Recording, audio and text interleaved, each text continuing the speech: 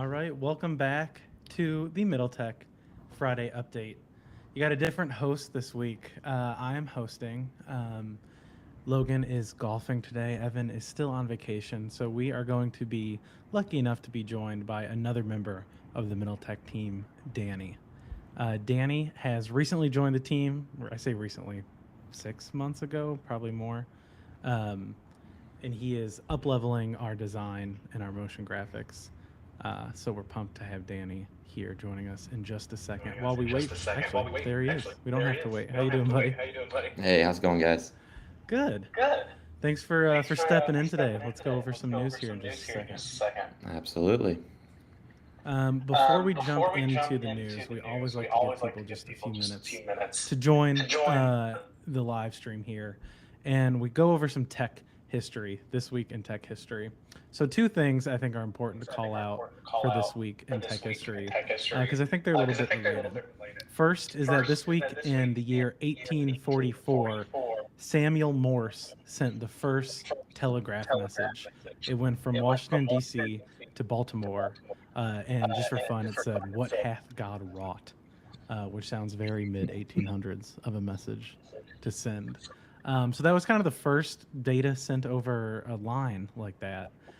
And also this week in 1995, fast forwarding that technology, Bill Gates issued a memo to his company, Microsoft, called the Internet Tidal Wave, which was him saying that he underestimated what the global network would become, and Microsoft needed to focus on the internet products moving forward.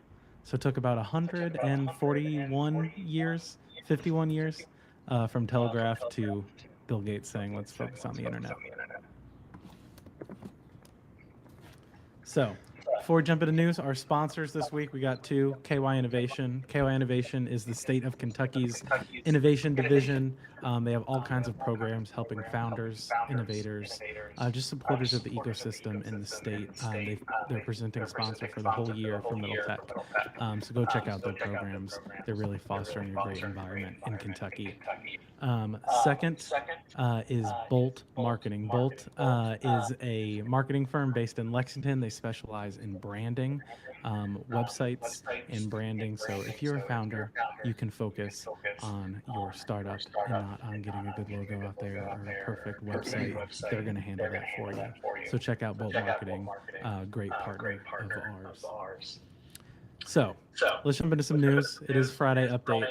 Our first story today, Danny, we've talked a lot about this as a team offline, is a continuation of the Elon Twitter stock purchase, everything that's going on, arguments with the CEO on Never Twitter, ends. funny enough. But a couple updates from this week is that Jack Dorsey stepped down from the board of Twitter. This was actually scheduled when he stepped down as CEO last year. Um, but now he is fully off of the board, and there's rumors that his 2%, 2 point something percent ownership of Twitter is going to be part of this Elon takeover bid. They also ousted a Elon ally from the Twitter board as well. So a lot's been going on. Twitter, a group of Twitter shareholders have also sued Elon this week, saying that he's, quote, putting the deal on hold, even though there's no official way for him to do that, just so he can get a better price. Really, can you make sure that you're Danny, not what are your connecting my thoughts headphones? on the Elon Twitter updates? I mean, I think that a lot of us saw this coming, that this was not just going to be a clear, easy path for Elon to go ahead and take over this company, especially the hostility nature of what's going on here. Um, I don't know. I mean, I think that there's still a lot of hope for Elon to actually come through and complete this deal. There's a lot of people who have his backing, who are willing to support him in whatever venture he takes, regardless if he has like a legitimate, clear outline of what that path is. But there's going to be people who are going to come forward and help back him, and he's actually announced that he's upping his personal commitment to $33.5 billion. So he's definitely in it for the long haul here. I think he's going to be successful, but yeah, it's definitely a process, and it's certainly not easy, and maybe he's a little bit unpredictable from what he thought he was going to be dealing with.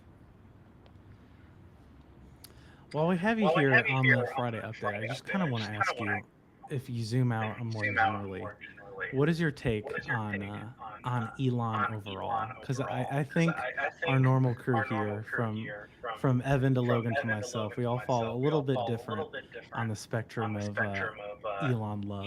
Let's say with Evan being the most intense, probably. Mm. I would say I'm cautiously optimistic about the stuff that he's working on. How do you feel? Yeah, I mean, I've been following Elon Musk for probably as long as Evan has. My brother actually wrote a paper about him when he like 10 years ago or something before Elon Oh, was really? even really on the radar. So he's been on my mind for a while now. I've always respected his, his amazing entrepreneurship skills. I think as of lately that he's gotten a little too comfortable with the success that he's gotten, and he has been operating almost like above the law a little bit in his eyes. I think that some of his outbursts on Twitter have been a little cagey, a little Hmm. off the wall, and really not something that I don't know you'd expect from a thought leader and a tech leader in this world. Yeah. Um, so I'm not sure. I'm a little conflicted. I've always been a big supporter of his, like I said, but as of recently, he's been a little shady. I'll be honest. So, but I mean, to really look at the guy in the light of an entrepreneur. I mean, he's one of the most successful people Yeah. to have ever done it. So you have to give respect where respect's due. But yeah, as a person, I don't know. He's gotten a little off the wall lately, and I don't really know how to emotionally deal with that myself, because I've been such a big supporter of his in the past. So I don't know. I'm sure people are over his shoulder right now, telling him like, "Look, dude, you've gone a little bit too far. Yeah. Um, I don't know if he let's try cares what to." anyone else has to say, though. Yeah, I know. I don't think he does either, which is why I think he's going to get in trouble, which Yeah. he's already kind of done. Y- So we'll see Yeah, I mean now. the lawsuit that was filed this week by Twitter shareholders alleges that he's just like skirting around securities laws. He intentionally delayed filings about his purchase of critical mass or Twitter stock. Yep. There are a couple other things that were alleged there that kind of just showcase he feels like he's above the law. I mean that goes as far back as his tweet about taking Tesla private, saying funding secured when apparently, according to the SEC, there was no funding secured, and that was just Yeah. blatant manipulation of the stock Absolutely. market. Um, yeah, I mean, I think it is pretty obvious he feels like there's a different set of rules for him. However, if I were the richest man in the world, I might feel the same way as well. So I don't know how to feel about that. I know. I think I mean, he has to understand that he has a lot of eyes on him and a lot of hardcore supporters. And, I think we and lost Danny just there. like, There you go. sorry, You're guys. back. And just he's got a lot of eyes on him and a lot of supporters, and just like any celebrity, because he is a celebrity at this point, he's more than just a businessman. You Yeah. have to understand that you have an obligation to the general public, to your fans, to paint a good picture of yourself, and to have responsibility in the things that you're saying, and realize that you're making an impact on people, and people are going to follow you, and go after the thoughts that you're thinking and speaking out into the world. So you have more of an obligation to have a filter, I think, Hmm. when you're as public as you are as Elon Musk. There's a lot of CEOs and entrepreneurs out there who are very successful, probably not as successful as Elon, but still very successful. And they're more private. They still stay behind closed doors more, and they're not a celebrity status as Elon is. And when you're Elon Musk and you're a celebrity, you got to watch out for what you're saying. Yeah, for sure. Totally agreed. Well, let's switch topics here. We could talk about Elon all day, and we probably should one day if we need to do some more content just about the philosophical side of that, because I think the differences in how we all think about it are interesting. But let's switch to another massive behemoth of an entrepreneur and his company. We'll talk about Amazon. So Amazon is still interested in retail. And that's kind of how I titled this story in our notes. If you've been following Amazon's physical retail strategy over the last couple years, they had a bunch of different concepts, and there were hundreds of stores throughout the country in international markets as well. And then last year they started closing down a lot of those concepts, and it seemed like they were focusing more on Amazon grocery, as well as their just walk out technology at places like Amazon Go, which if you haven't used that, that's crazy. You just walk in, you grab things on the shelf, and walk out. It feels like you're stealing. Um, but they're still interested in different types of retail concepts, it seems like, because just this week they opened their first Amazon style store in Los Angeles. It's a little bit different of an experience shopping for clothes. There's a specific Amazon style app. You put in your sizing in the app ahead of time, and you walk around on the show floor. You see the different items, and you can just scan it in your app, and it will deliver your size to a fitting room. So then, when you're done walking around scanning, you can have all of the things you want to try on in the fitting room, or you can just check them out if you don't want to try them on. And it's kind of your personal assistant there while you're shopping. What are your thoughts on that, Danny? Yeah, I think it's really exciting for, Amazon to continue to enter this retail space. I have heard that there has been a big counterfeit problem on Amazon actually, where a lot, specifically in the clothing departments, where a lot of name brand apparel has been ripped off, has been counterfeited, and is not the legitimate product from the actual brand. It's being sold on Amazon.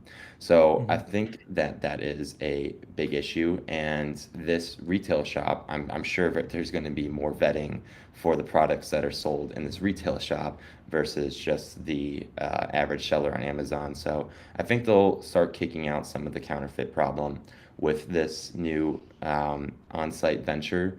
Um, it seems a little weird that they're doing it uh, differently than their other on-premise stores, where a lot of the ones where you are the Amazon stores that we think about, it's you swipe your credit card when you enter the store, you pack up your shopping cart, and then you just walk out.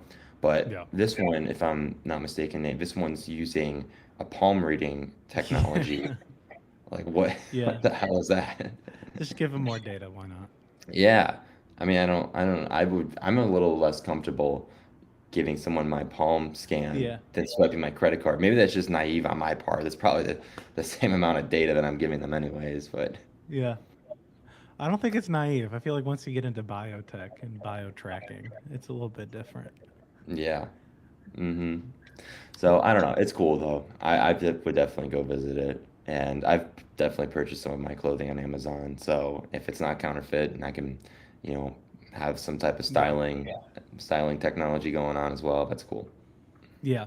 I mean, I'm sure they open these retail stores based on consumer behavior data they have from their website. And I personally feel like buying clothes on Amazon has become more and more popular amongst my friends over the last couple years, especially with Prime. You can buy 50 pieces and try on a bunch, and Yeah. keep three, return the rest of them. It cost you $0. um, so I think they're seeing that, and A, probably want to cater to that audience, but B, probably want to increase the brand of, we have legitimate items here at Amazon, hmm and we can showcase those in the store. So I think it'll be interesting. LA is a great market to try it out in. If it works Yeah. there, I bet they'll expand it to some other big markets across the country. Yeah, absolutely. I wonder if they would ever try to leverage some of their existing like brick and mortar stores like Whole Foods and would ever try to start maybe stocking some type of apparel in there as well. Um, Yeah, I don't know. that's interesting. If I think of myself, I don't think I'd want to try on clothes at Whole Foods.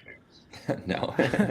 However, Amazon being in every, product vertical, I think does allow them, like, puts them in an interesting spot. What I'm thinking of when I say this, Danny lives in Chicago as well. And if anyone has visited there used to be a Macy's on Michigan Avenue, the Mag Mile here, which was like an 8th floor massive department store. It's sitting empty now. And there were talks that, maybe they were talking to Target to take over part of it. Maybe they were talking to like a Walmart neighborhood store. I think Amazon should take over the full 8 floors that Macy's was in. Wow. um, Completely reinvent what a department store can be with technology like this scanning, with the just walk out tech, whatever it is. They have all these products. Why not try to reinvent the department store, put different types of products in the same physical location, and see what customer behavior is like? Yeah. I mean, it's cool because Amazon is, obviously such a tech company, so I'm sure that there's going to be, a lot more of a reason for a consumer to go shopping there for like there's the whole holistic experience with technology plugged in versus a Macy's, which is just straight up a department store. So Hmm. I would be more likely to go check out an Amazon store that's 8 stories because that sounds wild versus just like, another department store. So that could Yeah, be I really mean, cool. it could also be. I mean, that would be great warehouse space for their on-demand delivery in the city. I don't know if you'd Yeah. break that up separately or if you could just take products off the show floor, but a lot of integrations there that could be beneficial for them. Yeah. Yeah, I don't know. I mean, I feel like if you're going to be having like a central location for a delivery, like that's strictly for like housing merchandise to be delivered, you probably want to do it somewhere not on Michigan Avenue where it can be extremely filled with traffic, but I don't Yeah, they got a back entrance though. know. Yeah. Cool. Well, last big story that we have for today. Danny is much deeper in the crypto world, Web3, than the rest of us, and he's been tracking a story related to Ethereum. So you want to jump into that one? Yeah, man. So one of the most talked about and most anticipated shifts in the crypto world is taking the Ethereum blockchain and changing it from being proof of work to being proof of stake. And so what that means is that proof of work is your typical blockchain validation mechanism. It's what Bitcoin uses, and that is what results in the massive amounts of energy consumption in order to run the blockchain. You are every computer is competing to complete these mathematical equations, typically using a GPU on a computer, which is very energy intensive. They're all competing to basically solve these hard mathematical equations, and when they do, they get rewarded for basically validating the blockchain. This allows people and miners to leverage their existing hardware or their GPU hardware in order to basically validate the blockchain. So you have this technology that's going on, and that's pretty prevalent in a lot of different blockchains that are out there. Like I said, Bitcoin being the number one user of proof of work, and Ethereum has been slowly working towards this new mechanism for validating the blockchain, which is proof of stake. And proof of stake allows people to basically stake their Ethereum in order for a chance to have the opportunity to solve one of the blocks that validates the blockchain. And that all sounds super confusing. I understand. I'm still trying to wrap my head around it personally. But what this means is that there's not going to be a massive amount of energy used in order to validate the blockchain anymore. So there isn't going to be all this wasted energy that's just being used to run the Ethereum blockchain. And additionally, we will see hopefully gas fees and will drop dramatically. And gas fees are another little nuance of the Ethereum blockchain and blockchains in general. And gas fees are basically the fee that you pay to interact with the blockchain. And as the network or blockchain becomes more and more congested, more and more users are coming onto it, these gas fees can see huge spikes. And so there are these there's this concept called gas wars, where a lot of people at once are starting to use the blockchain, and you see these massive amounts of gas or like Ethereum required in order to operate on the blockchain. It's craziness. One of the biggest NFT mints that happened, which was by Yuga Labs, the people behind Bored Ape Yacht Club. They were auctioning off the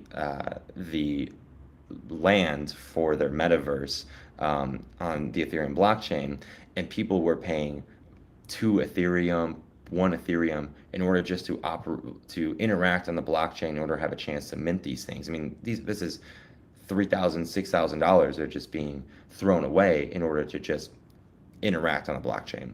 Now, that's an extreme outlier example, but the point is that these fees will drop dramatically, and hopefully, and additionally, the amount of energy required to use the blockchain, to operate the blockchain, will drop dramatically as well. So this is all starting to, this has been anticipated for years now. It's been pushed back, but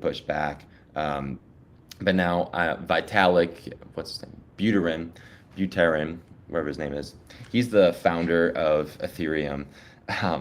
He's the founder of Ethereum, and he is announcing that, hey, it's going to be August. August is going to be the big merge where we are going to be transitioning from proof of work to proof of stake. So this is really exciting. There's opportunity for Ethereum blockchain to become theoretically more secure. There's opportunity for it to become much quicker, much cheaper.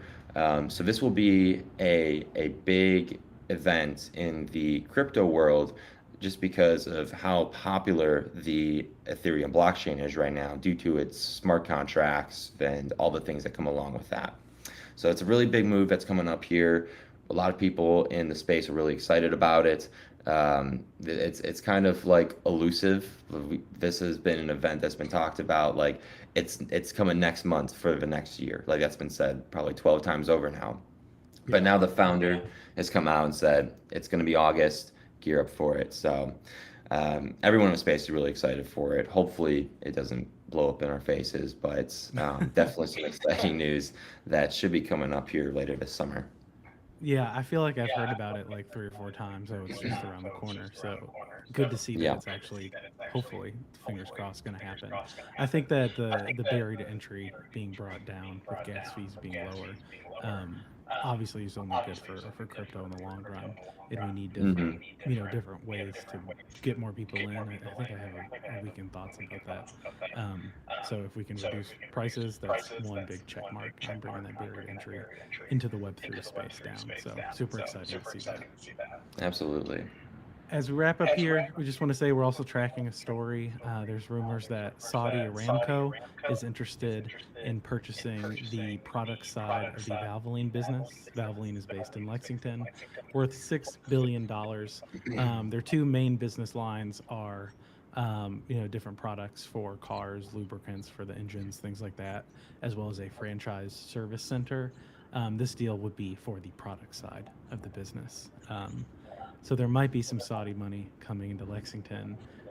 It's rumored that they're in talks right now, so we'll see what happens. Some more Saudi money coming to Lexington. There's some Saudi money here already. It's around the city now. It's coming into the middle of it. Yeah, that's right. Yeah. Cool. Just a quick promo for what we got coming up. We got a weekend thoughts tomorrow, obviously. Middle Tech podcast on Monday, or actually it's coming out on Tuesday this week, so there's a good programming note. Enjoy the Memorial Day weekend, everybody. Start of summer, and we'll see you next week. Bye, guys.